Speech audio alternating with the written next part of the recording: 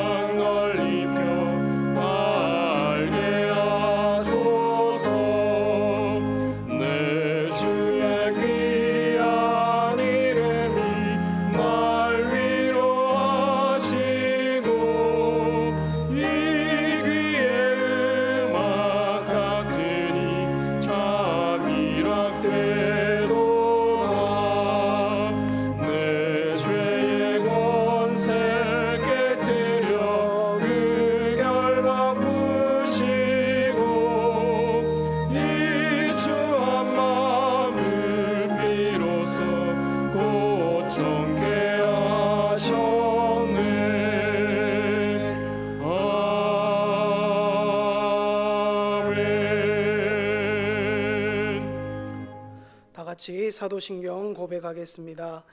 나는 전능하신 아버지 하나님 천지의 창조주를 믿습니다. 나는 그의 유일하신 아들 우리 주 예수 그리스도를 믿습니다.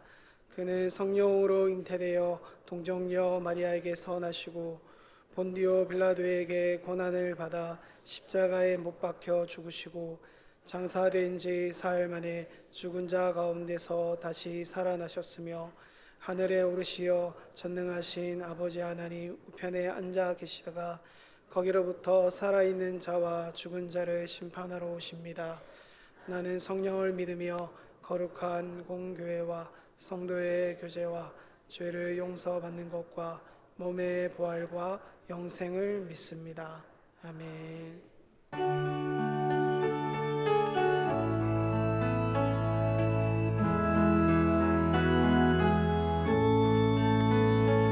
나의 힘이 되신 여호와여, 내가 주님을 사랑합니다. 주는 나의 반석이시며 나의 요새시라. 주는 나를 건지시는 나의 주 나의 하나님, 나의 피할 바위시요 나의 방패시라. 나의 하나님, 나의 하나님, 구원의 뿌리시요 나의 산성이라. 나의 하나님, 나의 하나님, 그는 나의 여호와, 나의 구세주.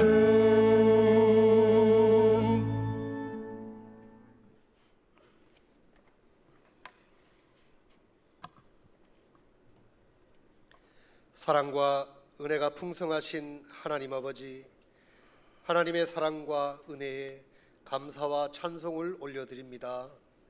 죄인된 우리들을 사랑하여 주셔서 독생자 예수 그리스도를 보내어 주시고 그를 믿음으로 우리에게 구원의 은혜를 주심을 진심으로 감사합니다. 또한 우리의 삶의 모든 영역에서 세밀하게 인도하여 주시고 하나님의 자녀된 복된 삶을 살게 하시니 감사합니다. 오늘도 거룩한 주일을 허락하여 주시고 경배와 찬양으로 하나님께 예배를 올려드립니다. 우리 모든 성도들이 마음과 정성을 다하여 드리는 예배에서 큰 영광을 받으시고 우리에게는 기쁨과 감사가 넘치는 주일이 되게 하여 주시옵소서. 우리 안에 있는 여러 가지 문제와 두려움 그리고 연약한 부분들이 완전히 회복되게 하여 주시옵소서. 오늘 하나님께서 귀하게 쓰시는 김성훈 목사님을 우리 교회에 보내어 주심을 감사합니다. 오늘 우리에게 생명의 말씀을 선포하실 때 성령님의 강력한 임재로 충만케 하시고 선포된 말씀을 통하여 우리의 마음과 영혼이 찔려 회개하게 하시고 오직 예수님만 나의 구주 나의 하나님으로 고백하는 귀한 시간이 되게 하여 주시옵소서. 우리 울산 남부교회를 이곳에 세워주시고 오늘까지 부흥하게 하심을 감사합니다. 우리 교회를 통하여 이 지역과 울산이 복을 받게 하시고 우리 교회를 통하여 많은 사람들이 예수님을 만나게 하여 주시옵소서. 무엇보다도 전도하는 교회, 선교하는 교회가 되게 하여 주시고 우리 모든 성도들이 하나님의 말씀에 순종하여 겸손하게 서로 섬기며 모든 사람에게 예수 그리스도를 모든 사람을 그리스도의 사람으로 세워가는 교회가 되게 하여 주시옵소서. 특별히 올해는 다음 세대를 위하여 온 교회가 합심하여 기도하고 있습니다. 우리 울산 남부 선교원과 우리 주일학교를 축복하여 주셔서 아이들에게 하나님의 말씀을 가르치는 귀한 사역을 잘 감당할 수 있게 도와 주시옵소서. 많은 아이들에게 예수님을 만나게 하고 또 이 아이들이 자라서 장차 이 교회와 나라를 위하여 크게 쓰임받게 하여 주시옵소서. 수고하고 헌신하는 우리 교사들에게도 하나님의 위로와 평강을 주시고 감사와 기쁨으로 섬길 수 있도록 인도하여 주시옵소서. 우리 담임 목사님이 항상 성령 충만하게 하시고 가르치고 제자 삼고 말씀을 선포할 때에 놀라운 하나님의 능력이 나타나게 하시고 회개와 회복의 역사가 일어나게 하여 주시옵소서. 안식월 기간 동안 하나님과 깊은 교제의 시간이 될 수 있도록 도와주시옵소서. 하나님 아버지, 우리 대한민국을 위해서 기도합니다. 어둡고 가난한 나라였지만 140여 년 전 선교사님들의 헌신과 생명을 바쳐 전한 복음을 통하여 이처럼 풍요로운 나라가 되게 하심을 진심으로 감사합니다. 이 나라는 하나님의 공의가 넘치는 나라, 하나님의 은혜가 충만한 나라가 되게 하여 주시고 복음에 빚진 우리가 열방을 향하여 복음을 흘려보내는 선교의 나라로 쓰임받을 수 있도록 축복하여 주시옵소서. 정치, 경제, 사회, 문화, 과학, 기술과 국방까지 모든 분야에서 골고루 발전하게 하여서 열방을 향하여 선한 역사를 만들어가고 마음껏 선교사님을 파손하고 후원하는 데에 부족함이 없게 축복하여 주시옵소서. 오늘도 하나님께 감사와 찬양과 영광을 올려드리며 예수님의 이름으로 기도드리옵나이다. 아멘.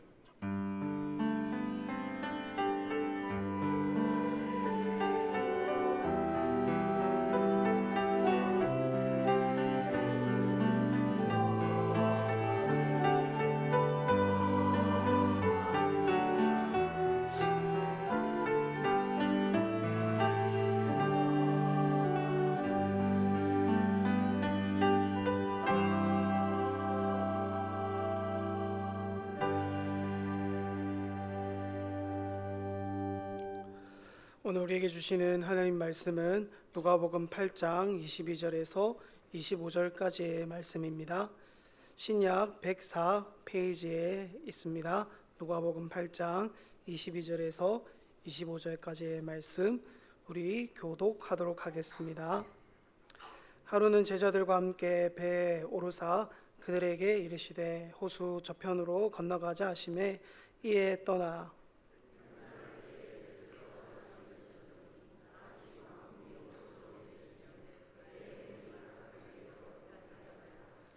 제자들이 나와 깨어 이르되 주여 주여 우리가 죽겠나이다 한데 예수께서 잠을 깨사 바람과 물결을 꾸짖으시니 이에 그쳐 잔잔하여 지더라. 제자들에게 이르시되 너희 믿음이 어디 있느냐 하시니 그들이 두려워하고 놀랍게 서로 말하되 그가 누구에게 바람과 물을 명함에 순종하는가 하더라. 아멘.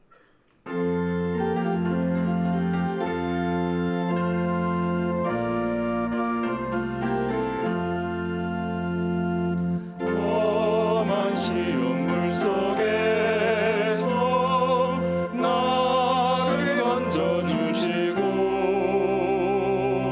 노한 풍랑 지나도록 나를 숨겨주소서.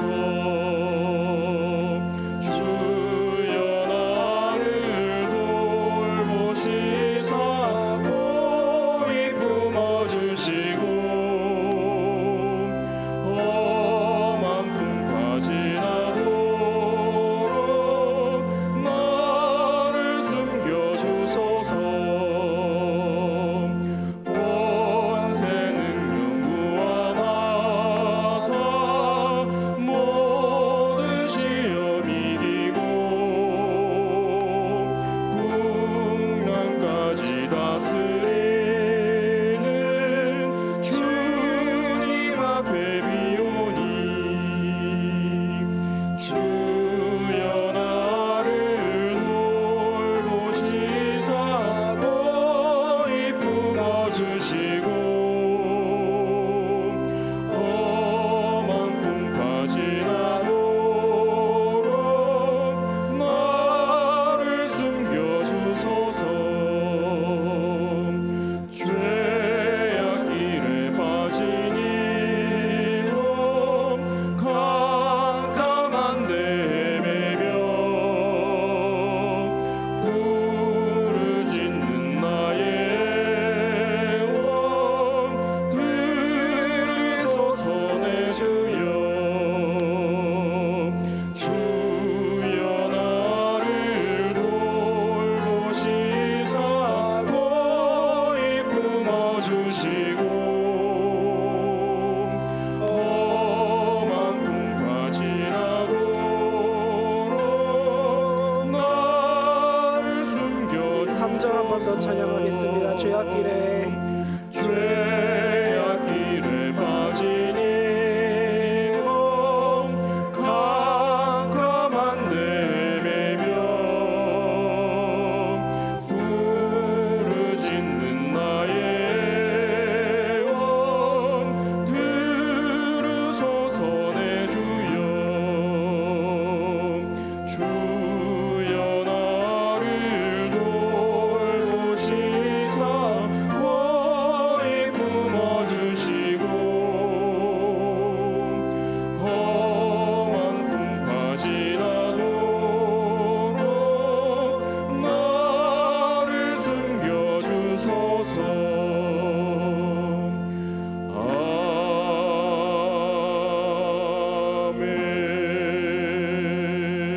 아멘. 발구역 이필병 집사님, 장찬순 집사님 신방 감사원금 드리셨습니다.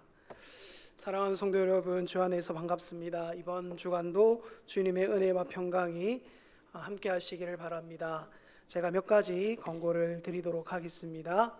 오늘 주일낮 예배 말씀은 고려신학대학원에서 성교학을 가르치시는 김성훈 교수님께서 전해 주십니다. 담임 목사님은 6월 2일부터 3주간 안식과 공부를 위한 이 안식월을 가집니다. 성도님들의 기도 부탁드립니다.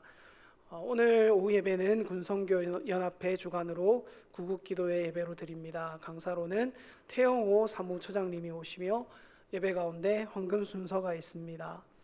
하반기 식당 봉사자를 임명합니다. 이성수 장립집사님, 박랑기 장립집사님, 고영희 권사님, 김미영 권사님, 강숙자 권사님, 정유희 권사님 하반기 수고해 주시겠습니다. 성김에 감사를 드립니다. 이단의 모임이나 영상은 절대 삼가해 주시고 교회에서 허락지 않는 성경 공부나 기도 모임은 또 삼가해 주시기를 바랍니다. 교우동정입니다. 사구역 정경만 성도님 소천하셨습니다. 이성훈 목사님, 김한나 사모님 등려하셨습니다. 44구역 이경순 집사님 라운 클리닉 개업하셨습니다. 41구역 곽창규 성도님 이사하셨습니다. 69구역 강명석 성도님 입원하셨습니다. 네, 오늘 정필려 선교사님 오셨는데요. 한번 일어나시, 우리 환영의 박수 한번 하겠습니다. 네. 감사합니다. 이제 드려진 헌금을 위해서 제가 기도하겠습니다. 좋으신 하나님, 크신 은혜에 감사를 드립니다. 우리가 호흡하며 심장이 뛰고 움직이고 생각하는 이 모든 것들이 다 주님의 은혜로부터 왔음을 고백드립니다. 오늘 이 하루도 주님이 선물로 주셨기에 무엇보다 우리의 발걸음을 이 예배의 자리로 인도해 주셨기에 우리가 여기에 와 있는 줄 믿습니다. 생사화복을 주관하시는 하나님 앞에 택하신 모든 백성들이 엎드려 경배하오니 성령으로 충만하게 임재하여 주시옵소서. 우리의 찬양과 영광을 기뻐 받아 주시옵소서. 사랑하는 하나님 아버지, 영원히 잘된 같이 범사에 잘되고 강건하게 하시는 은혜가 우리 모든 성도님들에게 임하게 하여 주시옵소서. 공급자 되시는 하나님의 선하신 손길이 나타나 남들에게 꾸이지 아니하고 도리어 너그러이 나누어주는 섬김의 삶을 기쁘게 살아낼 수 있도록 모든 쓸 것을 신실하게 채워주시기를 간절히 원합니다. 주님 앞에 드리는 예물이 여기에 있습니다. 우리의 몸도 마음도 하나님께 다 바쳐 드리오니 기뻐 받아주시고 우리 성도님들이 드린 예물이 쓰이는 곳곳마다 복음의 역사가 왕성하게 일어나게 하여 주시옵소서. 하나님, 이 시간 할렐루야 찬양대 준비한 찬양으로 하나님께 영광을 돌립니다. 우리의 찬양을 기뻐 받아 주시오며 온 성도님들도 하나님께 영광을 돌리는 은혜의 시간이 되게 해 주시옵소서. 예수님의 이름으로 기도하옵나이다. 아멘.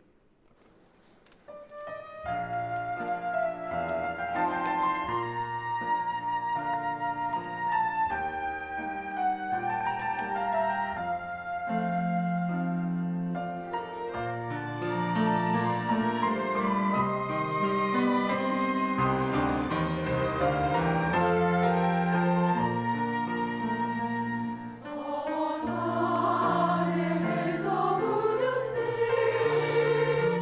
들리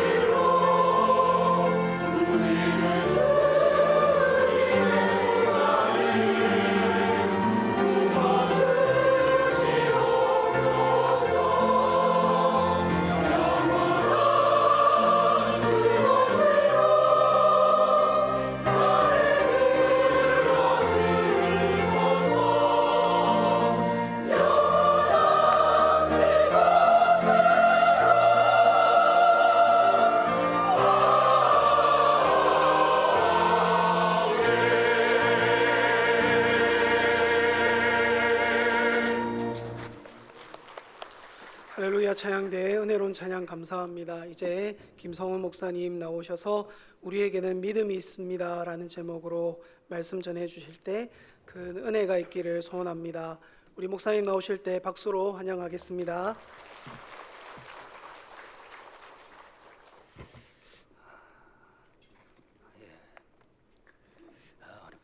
부족한 사람을 위해서 우리 당회가 또 이렇게 강단을 이렇게 주신 것 감사하고, 우리 담임 목사님 영적 재충전을 위해서 안식월을 가지고 계시는데 하나님께서 성령으로 또 말씀으로 더 충만하게 하셔서 또 여러분 앞에 서시게 하시기를 기도합니다. 그리고 여러분도 오늘 부족한 사람이 전하는 말씀이지만 하나님께서 제가 전하는 말씀을 통하여서 여러분들에게 큰 은혜를 내려주시기를 바랍니다. 오늘 우리가 읽은 성경 말씀은 마태복음, 마가복음, 누가복음에 다 기록되어져 있습니다. 마태복음은 8장, 마가복음은 4장, 그리고 누가복음에도 우리 8장에 기록이 되어져 있습니다. 하루는 예수님께서 제자들에게 배를 저어라, 반대편으로 건너가자라고 그렇게 말씀을 하셨습니다. 우리가 성경을 읽어보면 그라사인 지방으로 건너가서 주님께서는 복음을 전가하기 위해서 그쪽으로 가시자라고 그렇게 말씀하신 것을 알 수가 있습니다. 제자들이 배를 저어서 예수님의 말씀대로 반대편으로 건너가고 있었습니다. 예수님은 주무시고 계셨고요, 배 뒤에서. 그런데 갑자기 풍랑이 일어나기 시작을 했습니다. 오늘 우리 성경에 보면 광풍이 호수 위로 내리침에 강한 표현이죠. 심한 바람이 마치 매를 치는 것처럼, 망치로 내리치는 것처럼 바다에, 호수에 내리쳐서 배가 흔들렸습니다. 제자들은 어부 출신이었습니다. 베드로도 그렇고 요한도 그렇고 이 호수에서 고기를 잡아서 살아가는 어부들이었습니다. 바다에 대해서 잘 아는 사람들이죠. 그래서 웬간한 바람에는 끄떡도 하지 않는 그러한 사람이었습니다. 그런데 이번 풍랑은 제어할 수가 없었습니다. 풍랑이 어찌나 심했는지 다른 방법으로는 이겨낼 수 방법이 없었습니다. 그리고 배에 물이 차 들어오기 시작을 했습니다. 제자들이 겁을 먹기 시작을 했습니다. 그런데 예수님을 쳐다보니까 예수님은 배 뒤에서 주무시고 계셨습니다. 그러자 제자들이 예수님께 소리를 쳤습니다. 우리 마태복음, 마가복음, 누가복음을 다 보면 예수님, 우리가 죽게 되었는데 예수님 돌아보지 않습니까? 잠만 주무시고 계십니까? 어떻게 예수님 좀 일어나셔서 해보십시오라고 그렇게 말씀을 하셨다라고 그렇게 좀 기록을 하고 있습니다. 어부 출신인 제자들이 목수 출신인 예수님께 도움을 구한 것은 예수님께서 지금까지 베풀어 주셨던 많은 기적들을 보았기 때문에, 자기들은 통제할 수 없지만 예수님이라면 이 험한 풍랑을 통제해 주시고 구원할 길을 열어주실 것이라고 하는 그런 믿음이 있었기 때문입니다.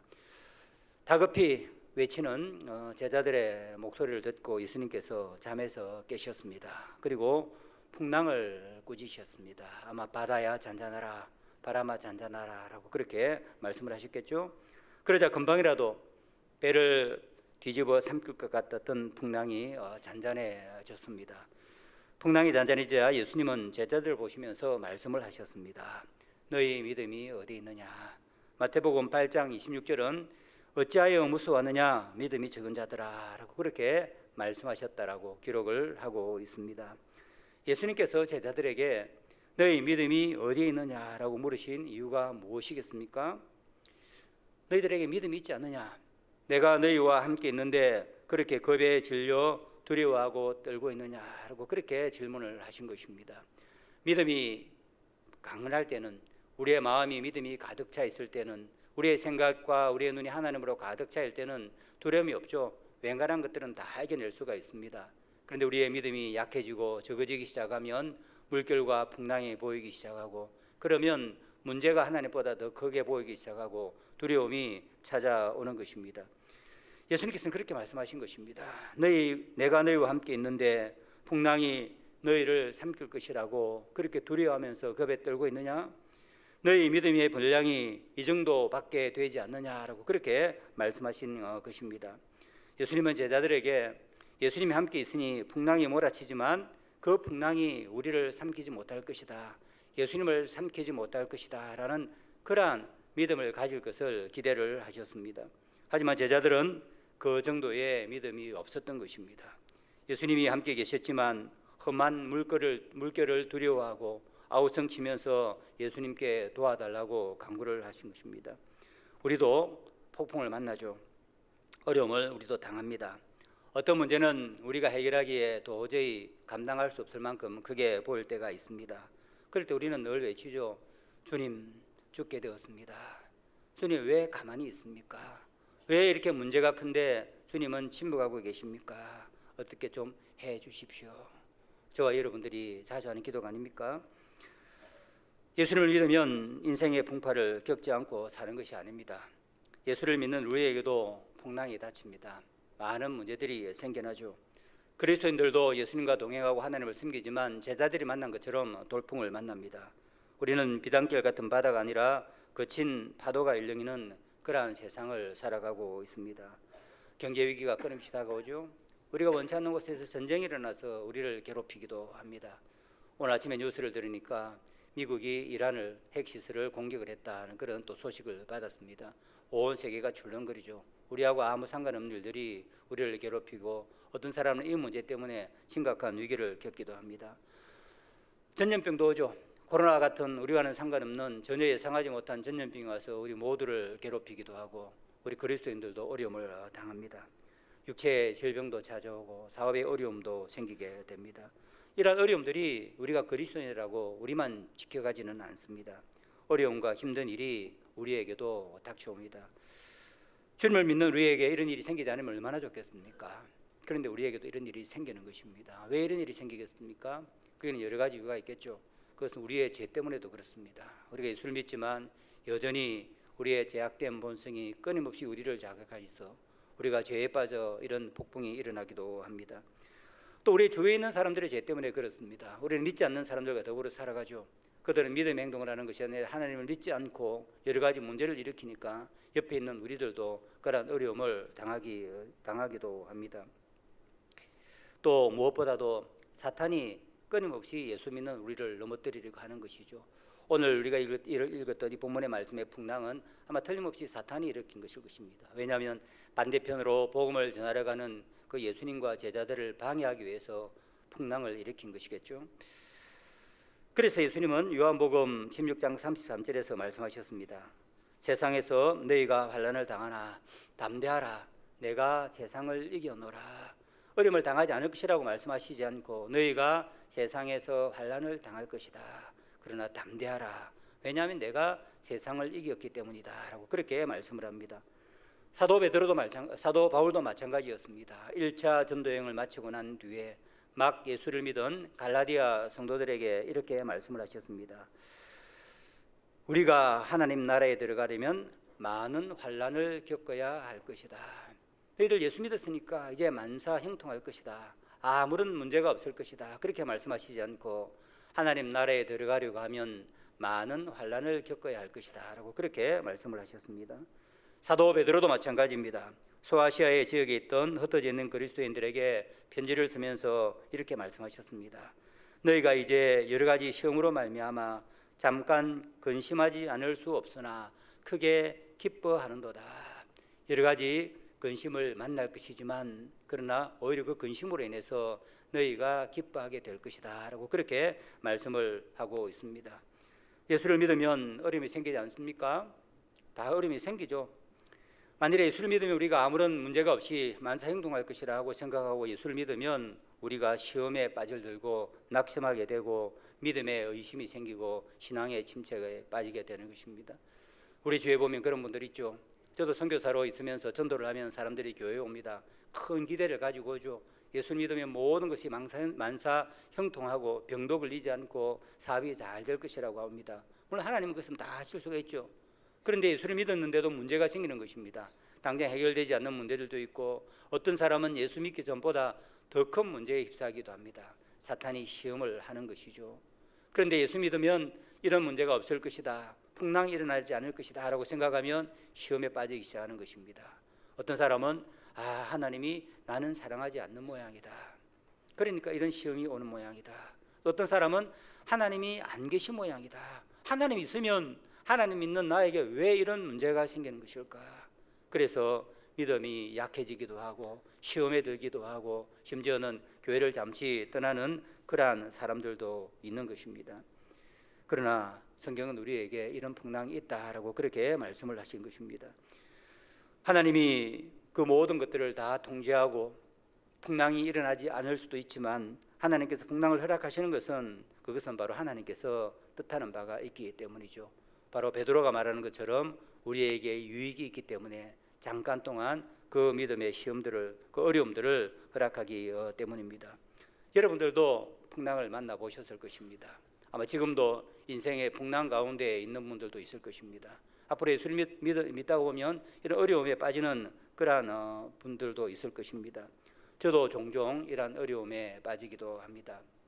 오늘 선교사님 함께 오셨는데 아마 선교사님도 선교를 하다 보면 이런 문제들이 많이 생기겠죠. 한국에 있을 때보다 훨씬 더 많은 문제들이 생기기도 합니다. 그럴 때마다 저도 노력을 하죠. 작은 문제들은 다 이겨낼 수 있습니다. 왜냐하면 여러 가지 풍랑을 만나면서 제자들처럼 풍랑을 헤쳐가는 법을 어느 정도는 터득을 했기 때문입니다. 그런 경우에는 제가 배운 기술로 또 경험으로 어려우면 은간한 것들은 이겨갈 수가 있습니다. 또 믿음도 있죠. 이 정도의 풍랑은 하나님께서 능히 헤쳐나가 주실 것이고 심지어는 기대도 있습니다. 이 풍랑 뒤에 하나님 주실 또 다른 뭔가 영적인 유익이 있을 것이다 하면서 이겨나가겠습니다. 그런데 어떤 문제에 부닥치게 되어지면 저의 경험이 아무런 소용이 없을 때가 있습니다. 풍랑은 차오르고 배는 때리고 도저히 헤쳐나갈 수 없을 것 같은 그런 위기에 직면하기도 되죠. 터널 들었는데 끝이 보이지 않습니다. 아무리 다가가도 빛은 보이지 않고 이렇게 이제 모든 것이 끝이 나는가 하는 그런 생각이 들 때도 있습니다. 배가 곧 뒤집을 것 같죠. 물은 차오르고 있습니다. 그럴 때는 하나님보다 예수님보다 그 문제가 훨씬 더 크게 보일 때가 있습니다. 그럴 때는 저도 아우성을 칩니다. 주님, 죽게 되었습니다. 주님 어떻게 왜 침묵하고 계십니까? 내가 죽게 된 것을 돌아보지 않습니까? 아마 여러분들도 그런 분들이 있을 줄 알고 있습니다. 여러분들 어떻습니까? 여러분들도 아마 그런 경우가 있죠. 바로 그런 우리들에게, 저와 여러분들에게 예수님은 질문을 합니다. 믿음이 작은 자여, 너의 믿음이 어디에 있느냐 하는 그러한 질문을 합니다. 예수님의 이 질문은 우리에게 믿음에 대한 세 가지 중요한 진리를 말씀해 주고 있습니다. 믿음이 적은 자들아, 너의 믿음이 어디 있느냐? 이 말씀은 무엇입니까?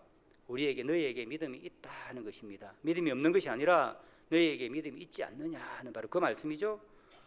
우리가 기억해야 될 것은, 어려움이 있을 때마다 기억해야 될 것은 바로 나에게, 우리에게 그런 믿음이 있다 하는 사실을 우리가 늘 기억을 해야 합니다.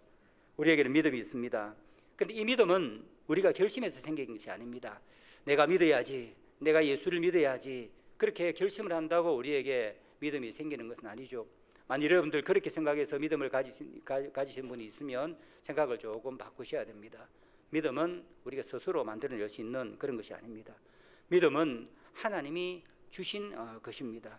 하나님이 믿음을 주시지 않으면 누구도 예수님이 하나님의 아들이심을 믿고 구원을 얻을 수가 없습니다. 한번 우리가 볼까요? 성경에 보면 예수님께서 많은 이적을 베푸셨습니다. 만일에 예수님께서 이적을 본 자들이 다 예수를 믿었다면 예수님 당시에 벌써 유대 모든 사람들은 예수님이 하나님의 아들이심을 믿었겠죠. 그런데 그렇지 못했습니다. 예수님께서 베푸신 이적 가운데 가장 큰 이적인 오병이어의 기적을 우리가 생각해 볼까요? 5천 명이나 이상이나 되는 사람들이, 아이까지 합하면 수많은 사람들이 예수님께서 베푸시는 놀라운 이적을 경험했습니다. 작은 물고기 2마리와 떡덩이 5개 가지고 수많은 사람들을 먹이는 것을 직접 눈으로 목격했습니다. 그들이 직접 먹었지 않습니까? 그런데 예수님께서 그 이적을 베푸시고 난 뒤에 내가 이렇게 이적을 베푼 것은 내가 구세주인 것을 너희들에게 보여주기 위했다. 내 몸을 얻고 내 피를 마시는 자야 영생을 얻는다라고 그렇게 말씀하셨습니다. 그런데 사람들은 자꾸만 떡덩이만 원한 것이죠. 밥을 주십시오. 배고프니까 다시 한번 해주십시오 할 때 예수님께서 해주시지 않았습니다. 예수님은 그것을 위해서 오신 분이 아니시기 때문입니다. 그래서 어떻게 했습니까?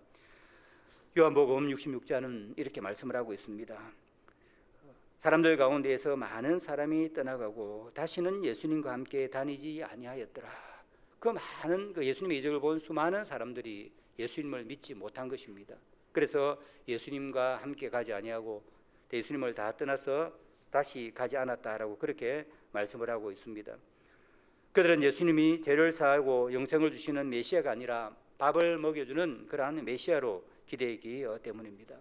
또 예수님께서 행하신 놀라운 이적이 하나 있죠. 그것은 죽은 나사로를 살리신 일입니다. 죽은 지 나흘이나 되었습니다. 시신에서 냄새가 났습니다. 아무도 살릴 수 있는 기대를 하지 못했죠. 그런데 예수님께서 그 무덤 앞에 서서 나사로야 일어나라 라고 말씀을 하시자 그 죽은 나사로가 나흘이나 된 시신에서 냄새가 나는 그 나사로가 걸어 나왔습니다. 많은 사람들, 예수님의 제자뿐만 아니라 수많은 사람들이 보았고 유대 종교 지도자들도 나사로가 살아서 일어나는 것을 보았습니다. 그런데 그들이 예수를 믿었습니까? 아니죠. 성경 요한복음 11장 53절은 이렇게 말씀을 하고 있습니다. 예수님께서 죽은 나사로를 목격했지만 유대 종교 지도자들도 예수님을 믿지 않았을 뿐만 아니라 오히려 유대 종교 지도자는 그때부터 예수를 어떻게 죽일까 그것을 모의했다라고 그렇게 말씀을 하고 있습니다. 나사로가 다시 살아나는 이적을 보았지만 예수를 믿은 것이 아니라 오히려 그 예수를 죽이려고 모의를 했다라고 그렇게 말씀을 하고 있습니다. 이적을 보았다고 해서 믿음이 생겨나는 것은 아니죠. 그러나 예수님의 제자들은 예수님이 하나님의 아들이시며 그리스도라는 것을 믿었습니다. 그래서 모든 것을 버려두고 예수님을 따르는 제자가 된 것이죠. 한 번은 우리가 잘 아는 예수님 질문을 했죠. 예수님께서 제자들에게 사람들은 나에 대해서 뭐라고 이야기하느냐. 그래서 제자들이 말했습니다. 예, 어떤 사람은 구약의 엘리야라고도 이야기하고 예레미야라고도 이야기하고 선지자 중에 한 사람이라고 이야기합니다. 왜냐하면 구약의 예언자들이 했던 것과 같은 그런 놀라운 이적을 행하시기 때문에 그렇습니다 라고 그렇게 대답을 했습니다. 그러나 예수님께서 제자들에게 물어보셨죠. 그러면 너희는 나를 누구라고 하느냐. 그래서 예수님께서 질문을 하셨습니다. 다른 말로 하면 너희는 나를 누구로 알고 믿느냐 하는 그런 질문이셨죠. 그때 베드로가 모든 제자들을 대신해서 신앙을 고백을 했죠.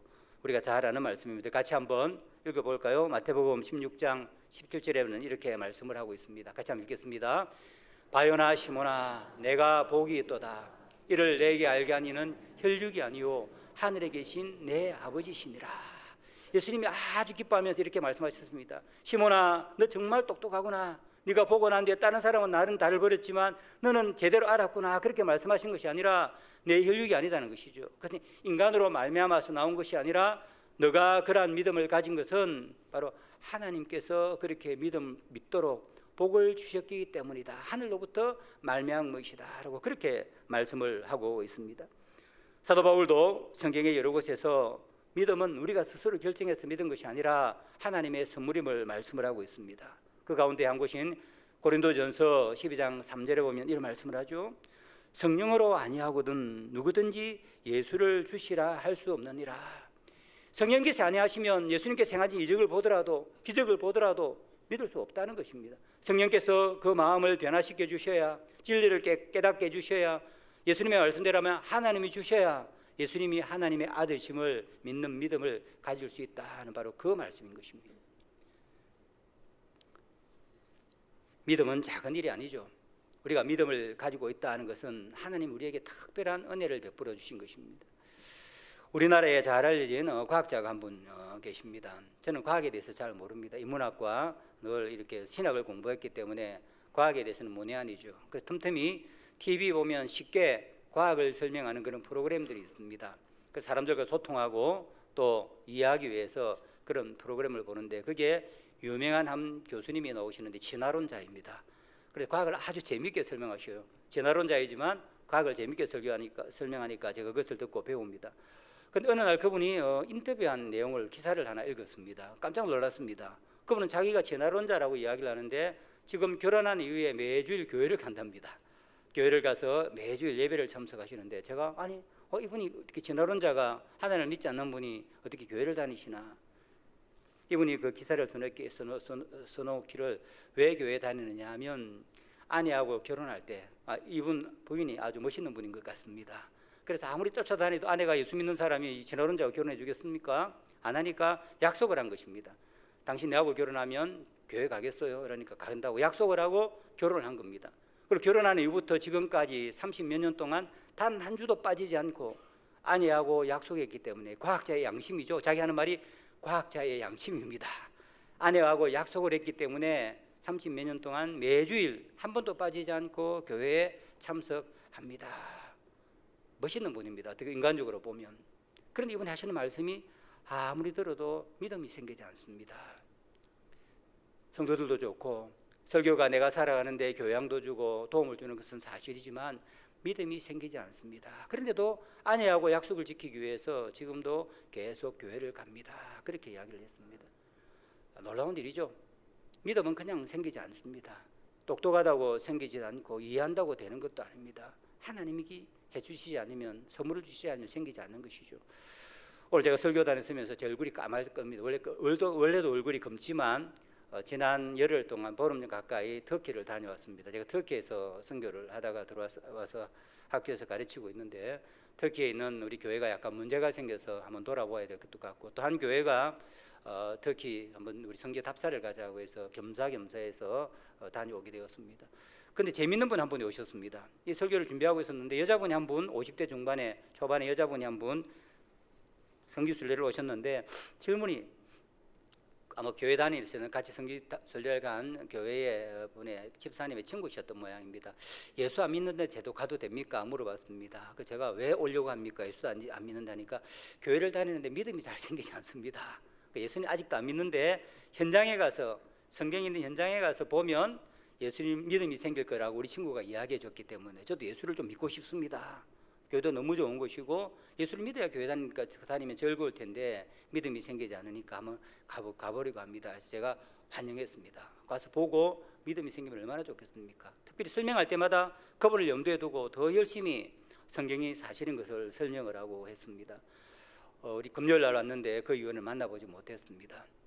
저는 기도를 많이 했습니다. 이분도 그곳에서 믿음을 가지도록, 하나님께서 그러한 믿음을 베풀어 주시도록. 그리고 그 과학자를 볼 때마다 지금도 그 기사를 읽고 난 뒤에는 기도를 합니다. 그 멋있는 분이 아내와 같이 교회에 가서 하나님 말씀을 들을 때 하나님 은혜를 베풀어 주셔서 그도 예수를 믿게 하여 주시옵소서. 그렇게 기도를 합니다. 이런 분들을 볼 때마다 우리가 놀랍죠. 야, 믿음이라는 것은 그냥 주어진 것이 아니구나.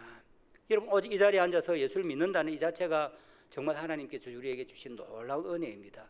구원만 은혜로 주시는 것이 아니라 구원을 얻는 믿음도 하나님이 은혜로 베풀어 주셔야 우리가 믿고 이 자리에 있는 것입니다.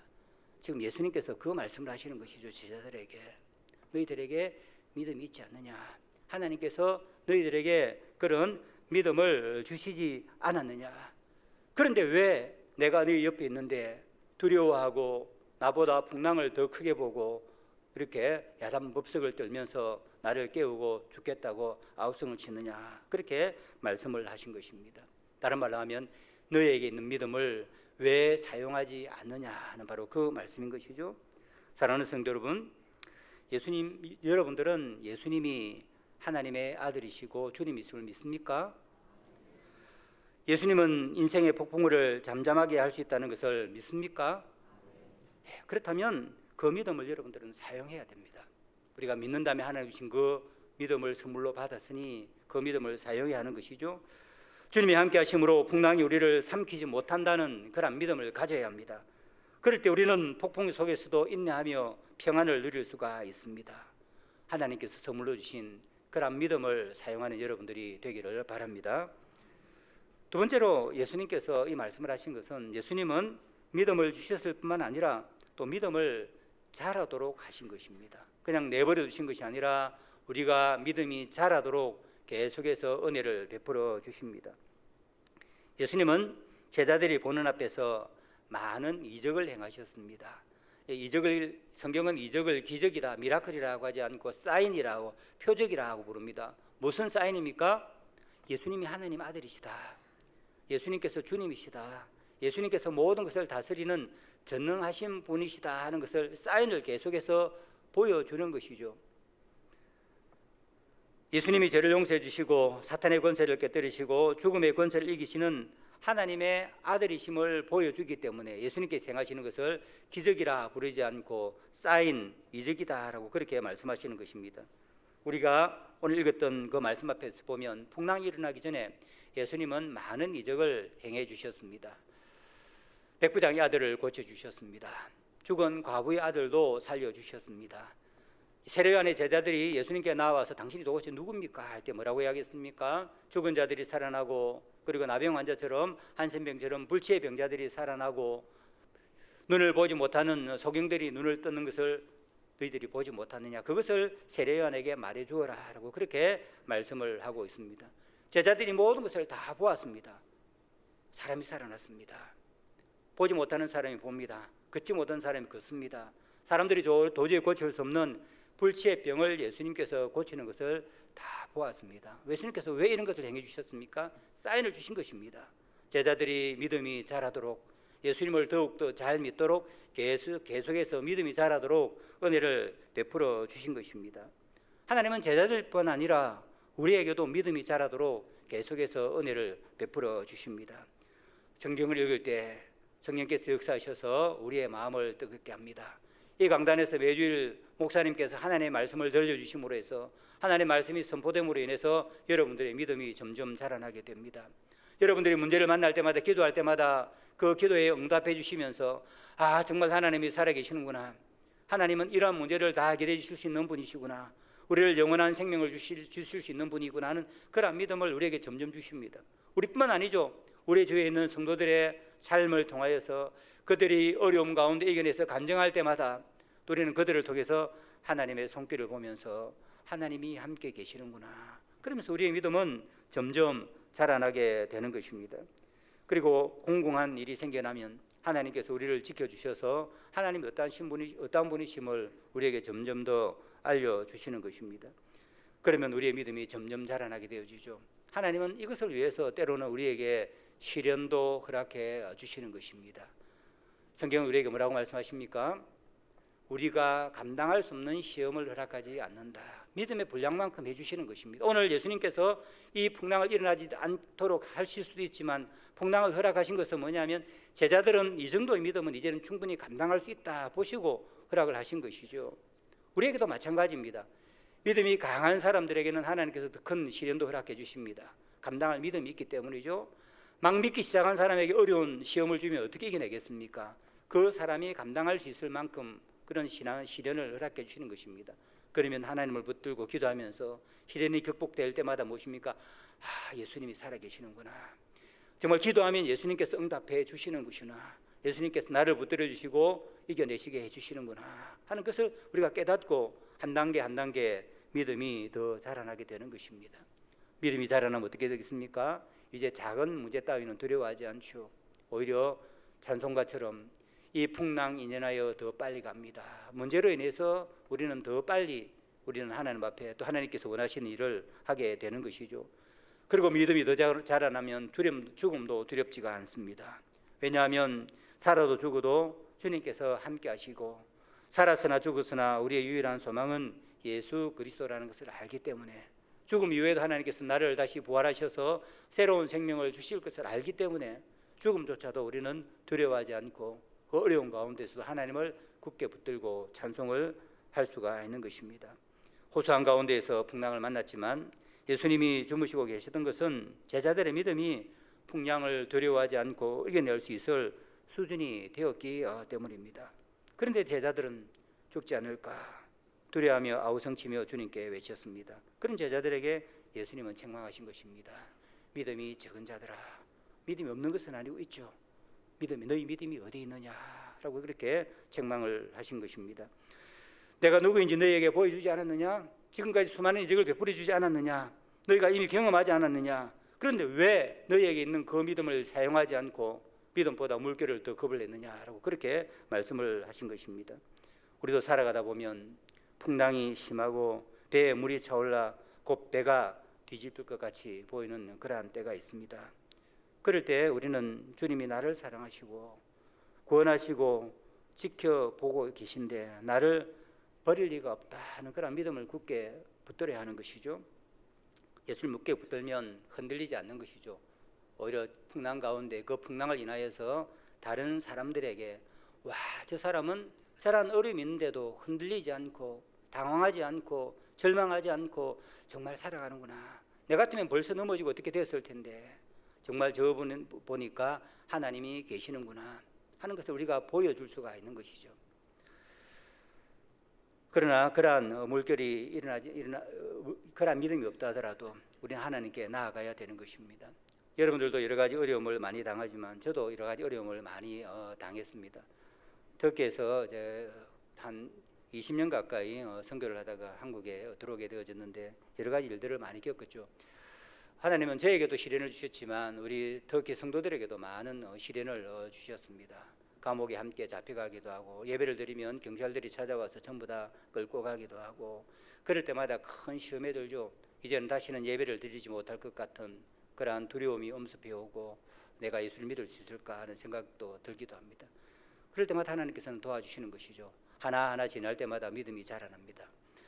그러다가 우리가 집에서 예배를 드리다가 이제 교회 사람들이 더 이상 많아져서 집에서 예배를 드릴 수 없어서 교회 장소를 구하기로 했습니다. 어렵게 6개월 이상 동안 우리가 장소를 구하다가 한 분이 믿음이 좋은 무슬림이었습니다. 이슬람 신앙이 돈독한 분이 우리에게 장소를 허락을 해 줬습니다.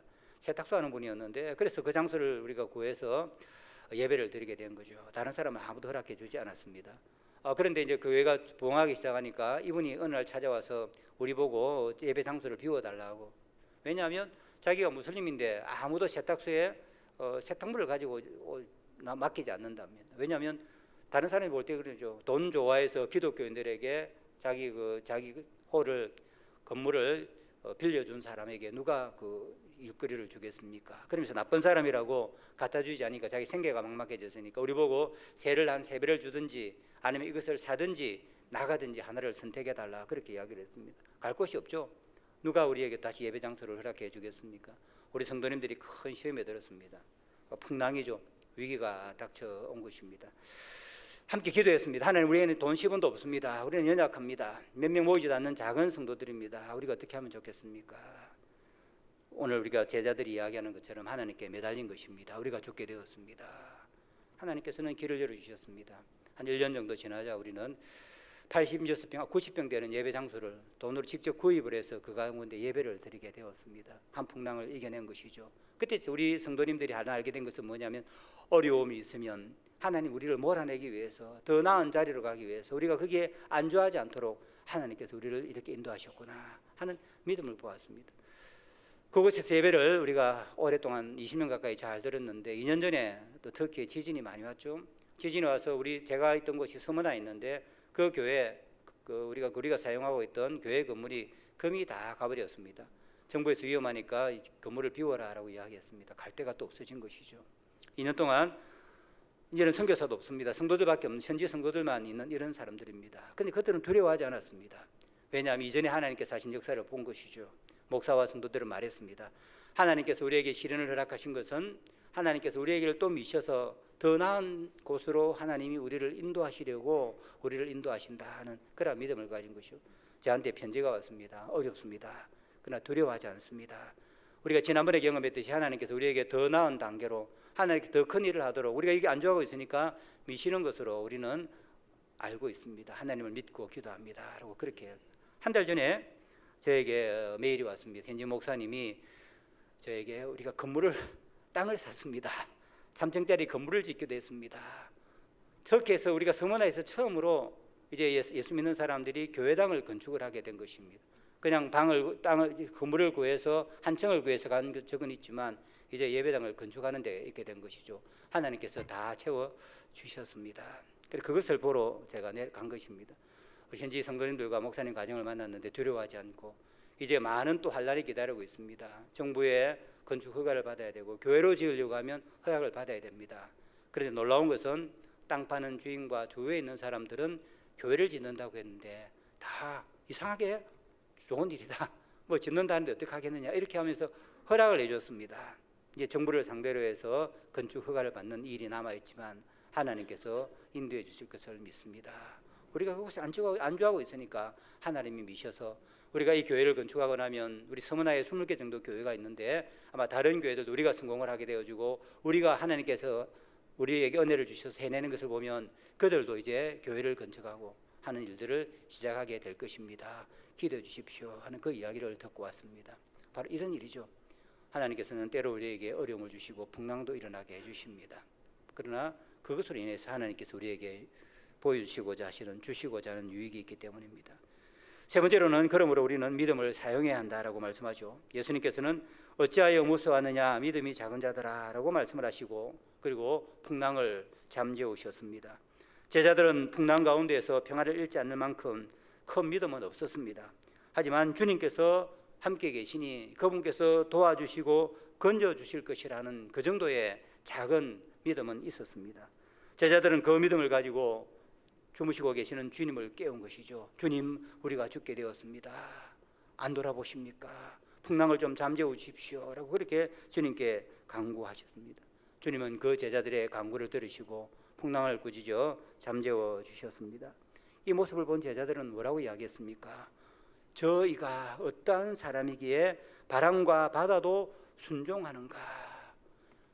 구약에도 보면 엘리야와 엘리사는 많은 이적을 행했죠. 음식을 가지고 많은 사람을 먹인 적도 있었고 죽은 아이를 살리는 그러한 선지자들도 이적을 행했습니다.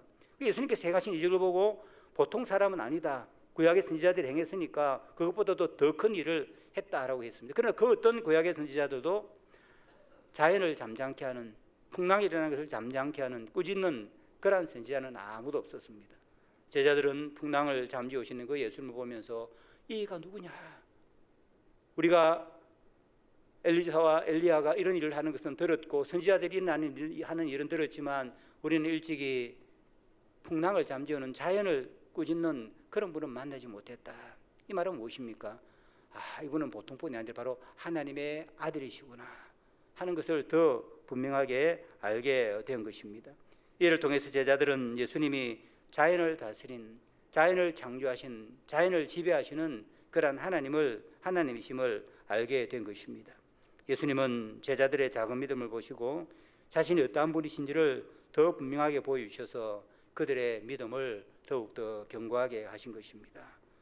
우리에게는 믿음이 있습니다. 작은 믿음이라도 우리는 사용해야 합니다. 믿음으로 이기지 못하겠으면 주님께 나아가 우리는 간구해야 합니다. 주님은 우리의 작은 믿음을 보시고 응답해 주시며 응답을 통해 주님이 어떠한 분이신지를 우리에게 더 분명하게 보여주십니다. 그래서 믿음을 사용할 때마다 우리의 믿음이 더욱더 자라고 커지게 되는 것입니다. 그래서 어지간한 일에는 끄떡도 하지 않는 견고한 믿음의 사람이 되는 것입니다. 이제 말씀을 정리하겠습니다. 예수님을 믿으면 인생의 풍파나 위기를 겪지 않고 만사 형통하게 사는 것은 아닙니다. 우리는 문제 많은 세상을 살아갑니다. 예수님은 모든 것에서부터 우리를 보호하실 수 있지만 그러한 문제 가운데 우리가 휩쓸리도록 때로는 주님께서는 내버려 두시는 것입니다. 어려움과 힘든 일들이 우리 그리스도인만 비껴가지 않습니다. 그러나 우리에게는 다른 사람들에게 없는, 교회 밖의 사람들에게 없는 것이 하나 있죠. 그것은 바로 하나님께서 은혜로 주신 예수님을 믿는 믿음이 우리에게는 있습니다. 예수님은 우리의 믿음이 더욱더 자라도록 은혜를 베풀어 주시고 매일 이 강단을 통해서 또 나의 기도를 통해서 우리 주위에 있는 성도들을 통해서 우리에게 믿음이 자라도록 은혜를 베풀어 주십니다. 어려움을 만날 때 주님은 믿음으로 풍파를 헤쳐나가기를 바라고 계십니다. 그래서 믿음이 드러나서 다른 사람들에게 복음이 전거되도록 그렇게 기대를 하고 있습니다. 주님을 신뢰하는 사람은 풍랑을 두려워하지 않고 물결이 흐르는 바다와 바람을 즐기게 되는 것입니다. 그러면 여러분을 통해 하나님의 능력과 은혜가 찬란하게 드러나게 되는 것입니다. 그러나 그런 믿음이 없다고 해서 낙심하지 마시기 바랍니다. 그런 믿음이 없어 마음이 흔들린다면 우리는 우리에게 있는 작은 믿음이라도 사용해야 합니다. 주님께 죽게 되었다고 우리는 간구해야 합니다. 그러면 주님께서 일어나셔서 풍랑을 잠재우시고 그 일을 통하여서 주님이 어떠한 분이신지를 우리에게 더 분명하게 보여주시는 것입니다. 그럼 우리는 믿음이 더 자라서 이 다음에 어떠한 풍랑이 일든지 두려워하지 않고 하느님을 신뢰하고 굳건하게 살아갈 수 있는 그런 믿음의 수준에 이르게 되는 것입니다. 하나님 우리에게 주신 믿음을 굳게 붙들고 믿음으로 승리하고 작은 믿음을 사용하여서 믿음이 더욱더 자라 모든 사람들에게 예수 그리스도의 복음을 온전하게 보여주는 그러한 성도 여러분들이 다 되기를 바랍니다. 기도하겠습니다. 사랑이 많으신 하나님 아버지 감사합니다. 우리에게 믿음을 선물로 주신 것을 감사합니다. 예수님이 하나님의 아들이시며 우리의 구세주며 우리를 대신하여 죽으시고 부활하시고 성천하셔서 우리에게 부활의 새 생명을 주신 것을 믿게 해주신 것을 감사합니다. 뿐만 아니라 주님을 믿을 때 주님께서 우리를 모든 일로부터 보호해 주신다는 것을 보여주신 것도 감사합니다. 이 믿음을 굳게 붙들고 세상의 풍파 가운데서도 승리하며 살아가는 우리 모든 성도들 되게 하여 주시옵소서. 때로는 풍랑 가운데 두려울 때는 제자들처럼 그 믿음을 사용하여, 작은 믿음이라도 사용하여 주님을 일깨우고 기도하여 응답을 얻어 믿음이 더욱더 자라나는 그런 복을 누리는 우리 모든 성도 되게 하여 주시옵소서. 그래서 하나님의 영광을 모든 곳에 드러내고 더 많은 사람들이 주님께 나와 주님을 믿는 그런 복된 일이 생기도록 하나님 우리와 우리 울산 남부교회를 굳게 붙들어 주시옵소서. 예수님의 이름으로 기도드리옵나이다. 아멘.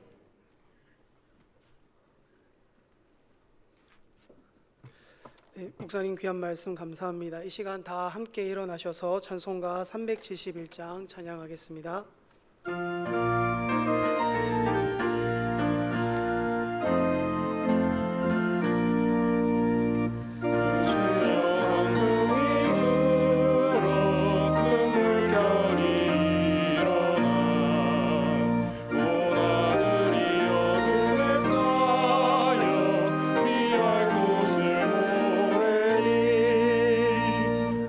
우리가 죽게 된 것을 알노라.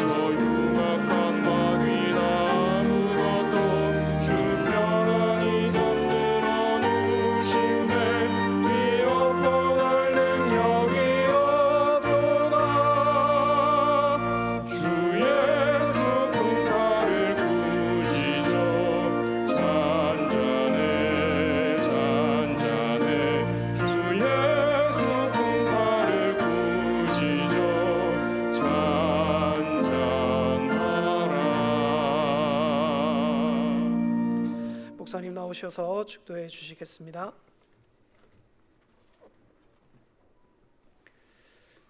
우리 주 예수 그리스도의 크신 은혜와 아버지 하나님의 한량없인 사랑과 성령님의 교통하시고 인도하심이 귀한 믿음의 선물로 받아 믿음으로 사는 우리 모든 주의 백성들과 그 가정과 생업 위에 지금으로부터 영원토록 함께 있을지어다. 아멘.